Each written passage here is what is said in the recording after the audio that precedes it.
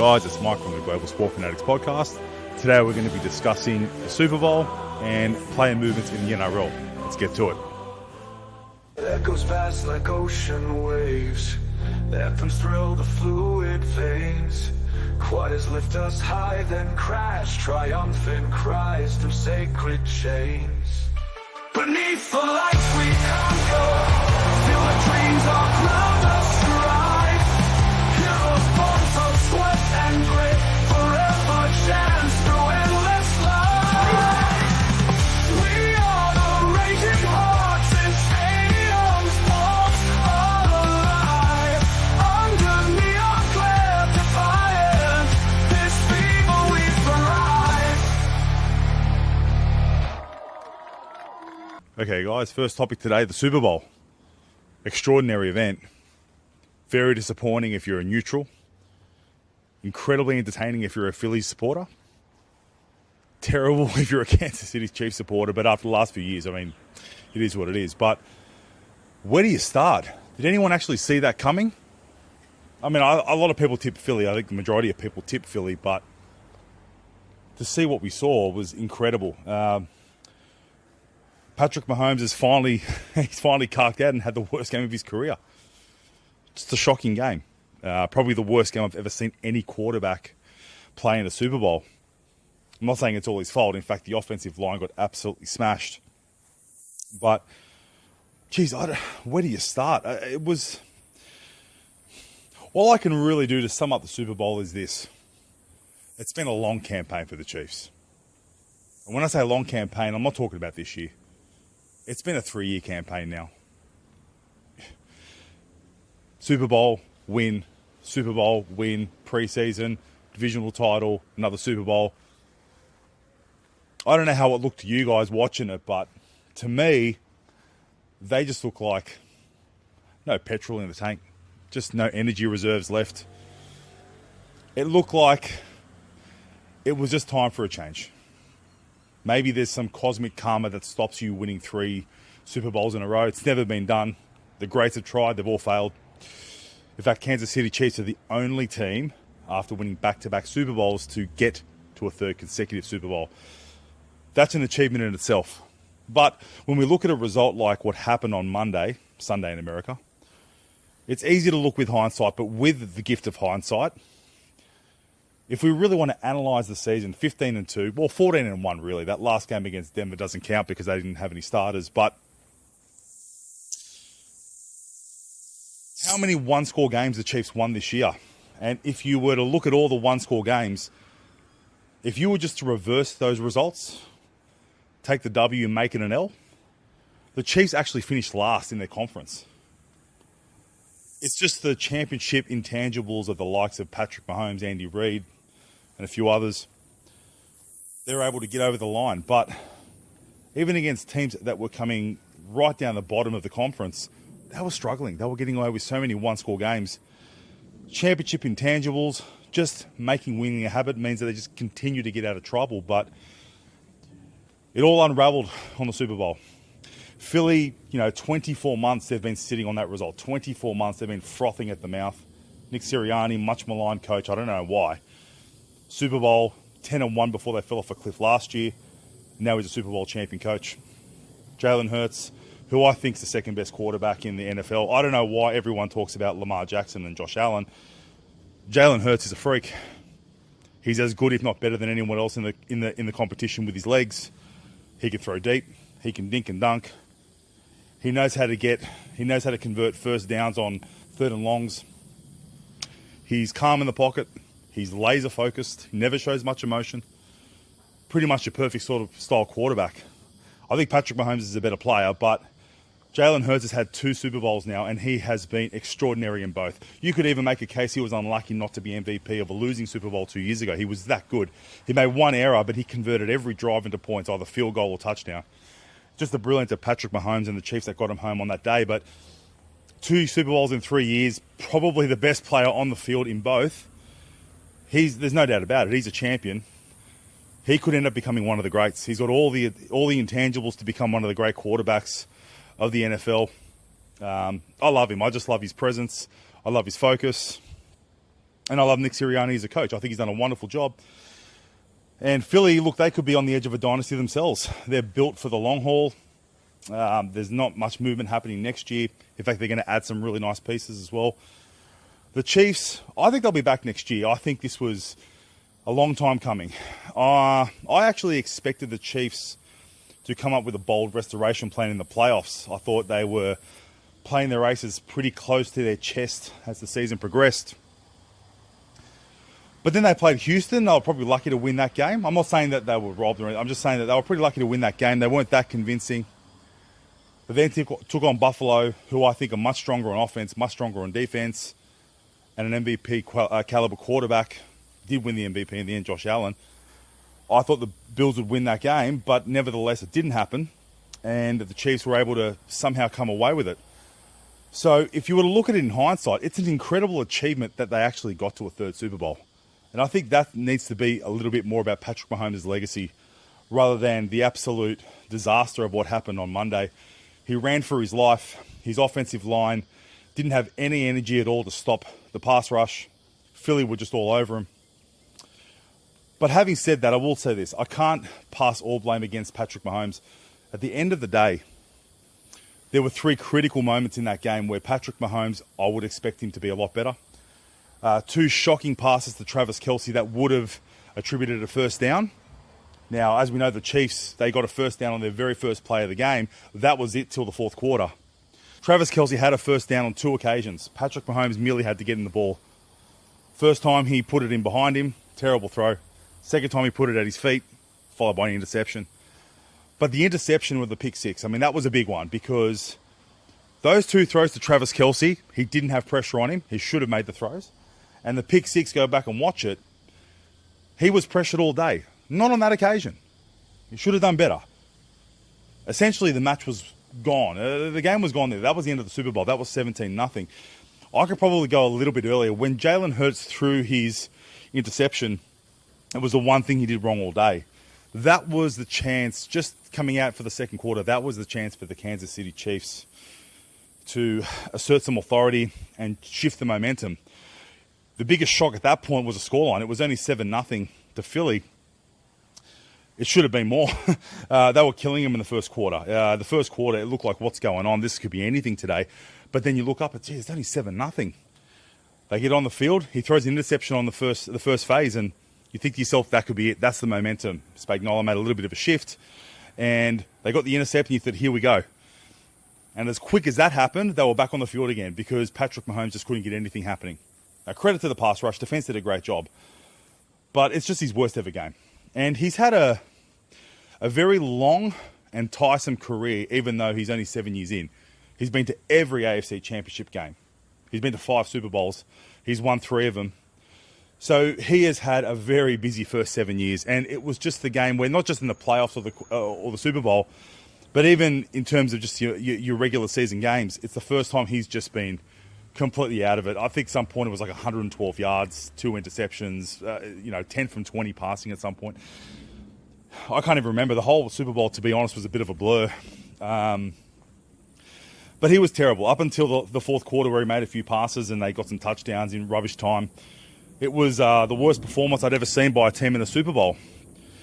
When you coincide the fact that it came from a 2-time defending champ, all you can say is, I think fatigue and just lack of energy, lack of petrol, it just got to him. It looked like, even very early on in the piece, the energy Philly were bringing on both sides of the ball, it just looked to me that Chiefs were like, we just don't have it in us today. We just don't have the energy reserves to get up for one more game, even if it is a Super Bowl. And for us at home watching it, it's easier for us to criticise, but we don't know what these players have gone through, the fatigue levels, the injuries. We don't really know. What we do know is that the Chiefs are a little bit inferior on both sides of the ball compared to a lot of teams in the National Football League, not just the Philadelphia Eagles. And they got exposed. And it's going to be interesting to see how they move their cap position around for next year. Travis Kelce, I think he will retire. I could be wrong, but he certainly looks like a player that's ready to give him up. He's making a fortune as a podcaster now, and he's won 3 rings. I'm not sure what his motivation is, outside the fact he may want to come back and try to rectify what went wrong on Sunday. But the real problem is, and the reason I believe They just didn't have the energy, effort, and enthusiasm required to win the game. Look between the phases. That's where you got to look. Forget about what's happening on the field for a moment. They clearly weren't getting the job done on the offensive side of the ball. The defensive side of the ball, to be honest with you, it wasn't as bad as 40 points conceded makes out. Spagnuolo actually did his job. His job was to stop the run. Saquon Barkley probably had his quietest game for the year, certainly in the playoffs. So they stopped the run. They forced Philly to win by Jalen Hurts. The problem is Jalen Hurts is a very underrated quarterback, much maligned, and he actually was able to get the job done with his arms and his legs. So Spagnuolo, great tactician defensively. He did the right thing. He stopped the run. Saquon Barkley had almost no effect, even though he was probably the main reason they got to the Super Bowl. But on the day, they didn't really need him because Jalen Hurts was like, that's all right. They're stopping the run. I got this, boys. And he did. It was a great job. Look, at the end of the day, you can't blame the defense. They tried their hardest. They were on the field way too much because the offense just couldn't get anything going. They couldn't get a first down. They couldn't manufacture a drive in any shape or form. And, I mean, if you look between the phases, you look at the sideline while Philly are on the field. Jalen Hurts and his team are on the field. Look at the sideline. No one's with an iPad. No one's talking to each other. Patrick Mahomes, he's not revving up his wide receivers. He's not revving up his offensive line going, guys, what the F are you doing? Nothing. Last year I saw Travis Kelce push his own coach. A borderline assault. I loved it. It just showed how much passion he had. He did nothing this game. He just sat on the sideline and just watched like a stunned mullet. And that's what I'm saying. They're the signs. It's all about body language when you get to this level. And there was just nothing there. Nothing left. Nothing to talk about. It's almost like we're so sure of our game plan, we don't really need to talk about it between phases. It either works or it doesn't. It's worked for 3 years. We just got to have faith, stay calm that it's going to turn around. It just didn't. I was waiting for something to change and it just didn't. In fact, it just got worse and worse. The drives got shorter. Patrick Mahomes was getting sacked multiple times in drives. And then the interceptions happened. And it was just a fizzer. It really was. Has it hurt his GOAT legacy? All I'll say is this. We can't talk about the GOAT legacy right now. He's gone back to dealing with Montana rather than Tom Brady.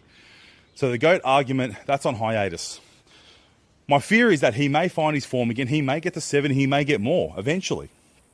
But similar to LeBron James and Michael Jordan in the argument, when you have the Michael Jordan passionate supporters, oh, and by the way, I think Michael Jordan's the greatest too, but the one thing they always point at is even if LeBron gets 6 rings, they're going to look at 6-0, 6 MVPs in the finals. And they're also going to say, Jordan never had the Mavericks moment. LeBron had his Mavericks moment. Jordan never had it.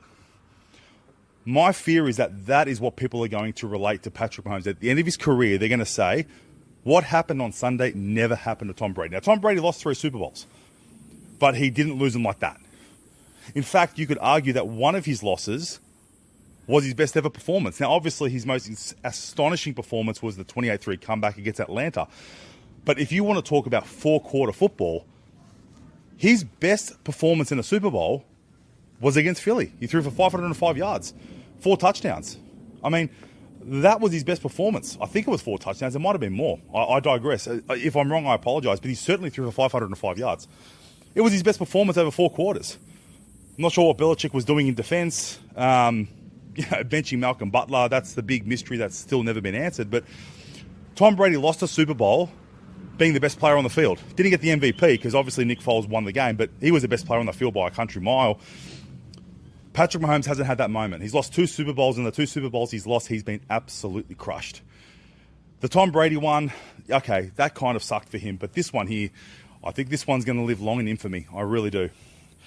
And when people look back at the argument, the problem for Patrick now is they're always going to use this. This is the Dallas Mavericks moment. This is LeBron's Dallas Mavericks moment. It's the moment that LeBron maybe not be able to get out from under. If you look at LeBron's career, everything he's done since that point pretty much makes him the greatest player of all time. If you were to start his career from 2012 when he won his first title, and you look at his career from that point, you're like, well, that's the greatest career of all time, even including Michael Jordan. But that Dallas Mavericks, that hurts. That hurts him. It really does. Patrick Mahomes, he might be going down the same route. He might win 7, 8. He might win 10 rings. I don't think he will. He'll be lucky to get to 7. But I don't know if he's ever going to get out from under what happened on that fateful day in New Orleans. It was a terrible game. So the offensive line absolutely stunk it up. They didn't protect him at all. Patrick Mahomes, though, you've got to take accountability for some of those missed opportunities to Travis Kelce when he should have had a first down and the pick six. There was no pressure on him in either three passes. He should have done better. He didn't. He's going to have to live with it. I don't want to take too much away from Philly. Congratulations to Philly. I thought they were amazing.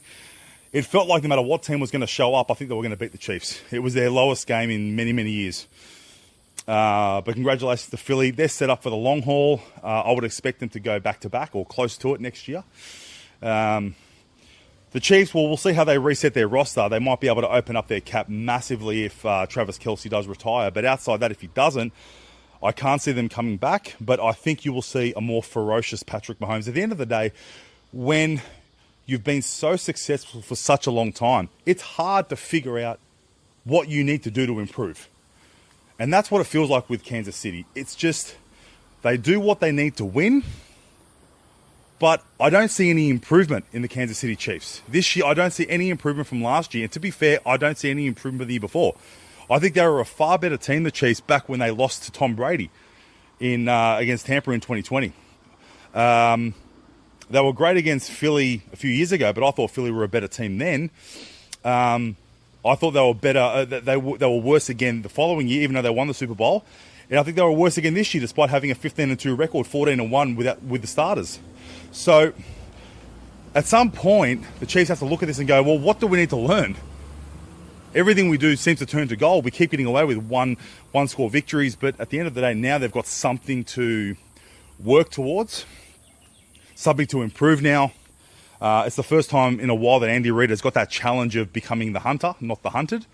So watch this space. But congratulations to Philly. Disappointing day for Patrick Mahomes. I don't want anyone to give up on the GOAT debate just yet because we've got 15 years left of his career potentially. But at the moment, we need to shelve this. It's on hiatus, and I don't think we should continue to talk about it. Just let the boy play.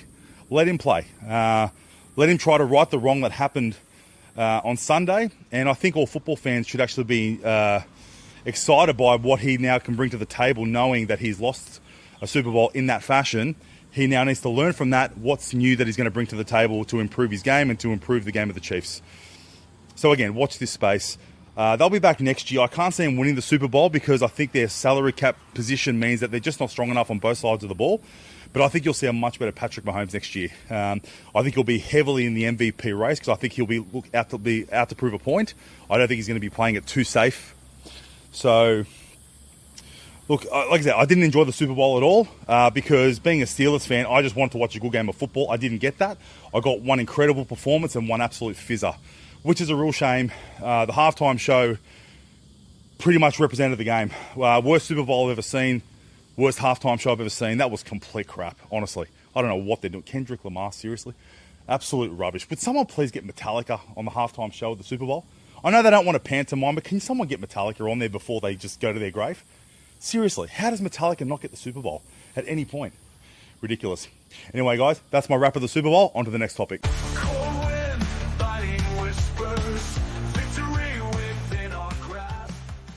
Okay, guys, we're going to keep the episode a little bit shorter and sweet today. Just going to speak about some rugby league. Just something that's been bothering me for a while. Not sure if I need to really make this a topic, but it's something that I do want to address. I guess because I'm a Parramatta supporter and our 5'8" is in talks with other clubs, potentially looking to move on, which he's perfectly entitled to do because the administration at Parramatta, as we know, is absolute rubbish. And they've allowed these ridiculous player clauses to be in Dylan Brown's contracts, along with Mitchell Moses and Gutherson had them, and they all had them, right? Will Penasini's got one. But anyway, go back to Dylan Brown. There's been some talks in the last few weeks that despite the fact that he signed an 8-year contract, he has get-out clauses and he is looking to actively, well, not move out of Parramatta. I'm not saying he's actively trying to exit, but he's got clauses in his favour and he's looking to exercise those rights. And Chris Orr, for better or for worse, is looking after his client, asking for $1.2 million. Now, I've got to be honest, he's nowhere near a $1.2 million player. He's got potential, and he's only very young, and I love him to bits. But $1.2 million, seriously? He had a shot to prove how he could handle at least the halfback position or running a team Last year when Mitchell Moses went down for an extended period, and to say that he was underwhelming is an understatement. Although he did try hard, he just doesn't seem to have the kicking game or the game management skills to run a team around the park. And I think if you're going to pay a 5'8", $1.2 million a year, he needs to at least have that skill set about him. So there's been talks about him going to Newcastle, blah, blah, blah, yada, yada, yada. But what I actually want to discuss is this idea that every time someone comes out and does something like this, there's always an uneducated journalist, I won't mention his name, but anyway, an uneducated journalist or a few uneducated people in the industry that will always say something like, oh, well, if a club can do it, why can't a player do it? Loyalty should exist on both sides or none at all, right? I mean, why not? What a stupid analogy. What an absolute stupid analogy. A player, for mine, should always be loyal to the club to the very end, as far as I'm concerned. They're paying your wage. What's a player's responsibility? Play the sport, get paid. That's it. When you speak to a player about potential movements, what's the first thing a player says 99 times out of 100? That's my manager's job. Speak to him. He deals with all that. A player doesn't have to deal with anything. Play the sport, get paid. That's it. What's an organisation got to deal with? An organisation's got to deal with, obviously, a cap. They've got to deal with an entire 30-man roster. They've got to deal with pathways. Club administration, not regressing on your revenue. Asset management. I mean, there's a plethora of things that a club needs to look at. They can't just be loyal to one person just for the sake of it. So if a club makes a decision in the best interest of the club being an entire entity which has so many different factions within it, you can't say, oh, well, they didn't show loyalty to me, so why should I show loyalty to the club? Because they're paying you, that's why. It's not like Dylan Brown's on nothing. He's getting $900,000 a year for Parramatta, and to be fair, he's still getting paid on potential only. Potential that is starting to have a few leaks. I mean, we know defensively he's great. He's got some speed. But I'm starting to question whether he's just getting stale. Maybe a new coach will help him. I'm not too sure. But we're not seeing a player that's worth anywhere near 1.2 million. In fact, we're not seeing a player that, in my opinion, is worth anywhere near 900,000. Now, get whatever you can. Good luck to you. No, I'm not bagging the player. If you've got a contract, you get a contract. But 900,000 isn't enough to show loyalty. And people will then dare to say, well, he's got an option in his contract. Clubs aren't loyal. Clubs will move on a player at a heartbeat if they have to. Yeah, a club's got an administrator, a GM, a CEO. They've got a whole club to look after. It's not a fair fight.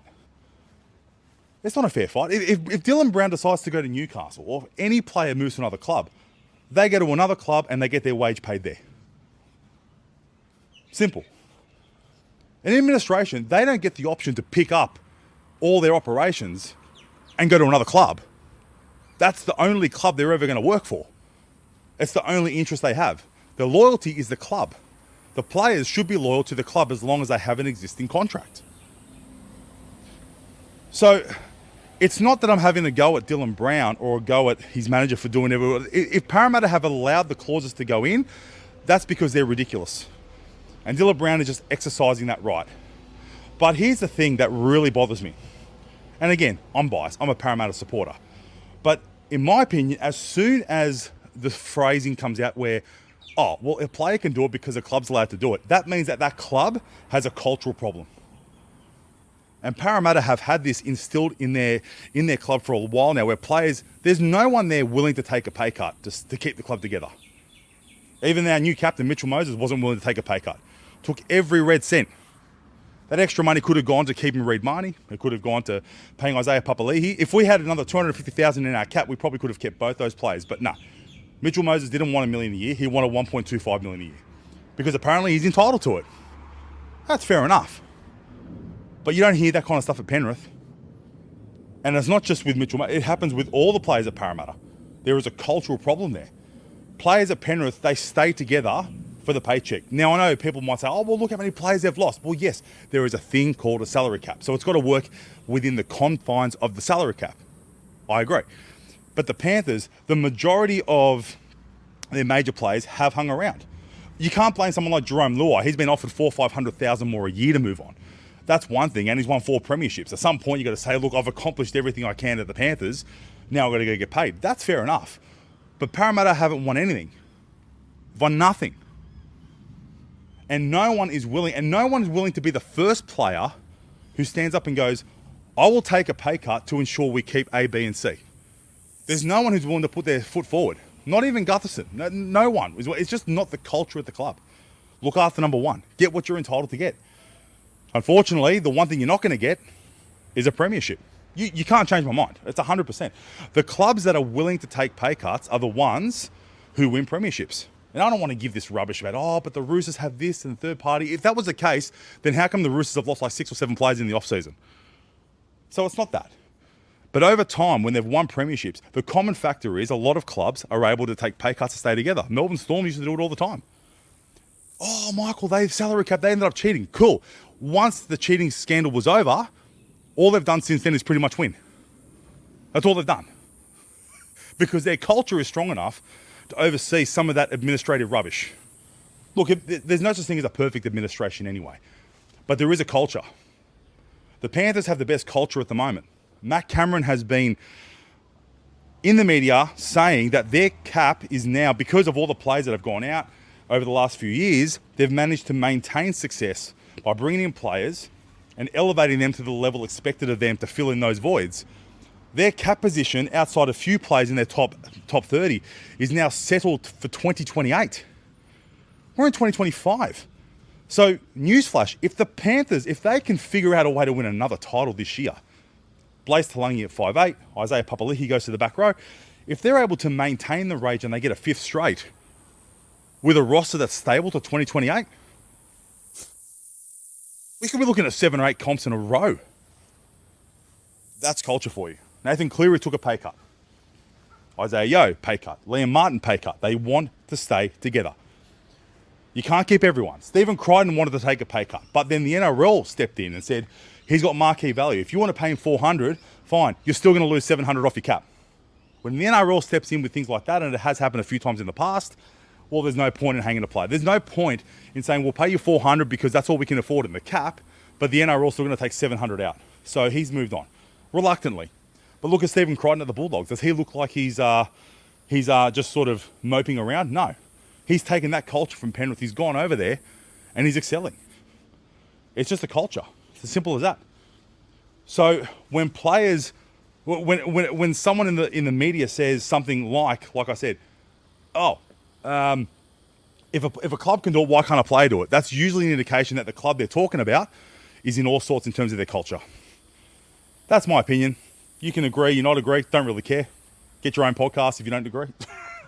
At the end of the day, I think that is a serious problem. Someone like Dylan Brown, I don't think, if you sign an 8-year contract, that should be it. You're an 8-year player, that's it. And if the club releases you for whatever reason because it suits their narrative, well, that's their prerogative. They've got an entire club to look after.